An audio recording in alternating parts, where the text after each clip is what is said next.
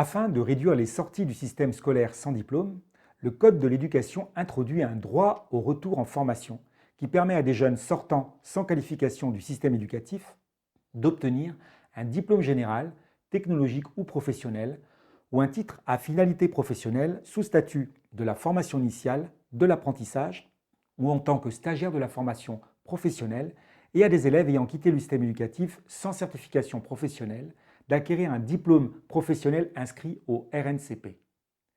Le repérage et l'accompagnement des jeunes s'effectuent au sein des PSAD dans le cadre du Service public régional d'orientation, le SPRO.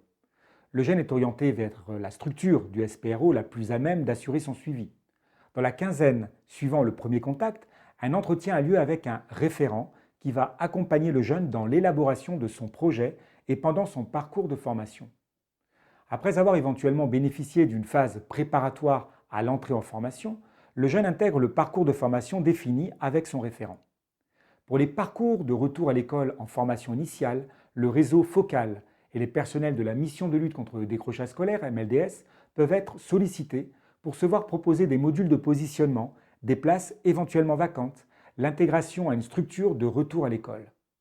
Lorsque le retour en formation se déroule dans le cadre scolaire, l'affectation dans l'établissement est prononcée par le directeur académique. L'élève bénéficie des mêmes droits et il est soumis aux mêmes obligations que les autres élèves, qu'il s'agisse de la formation proprement dite ou de la vie scolaire à laquelle il participe, droit au maintien et au retour en formation initiale. À l'issue de la formation, le référent reçoit le jeune qu'il a accompagné pendant son cursus afin d'établir avec lui un bilan final de la formation et s'il s'agit d'une formation à finalité professionnelle, de lui donner tout renseignement utile à son insertion professionnelle.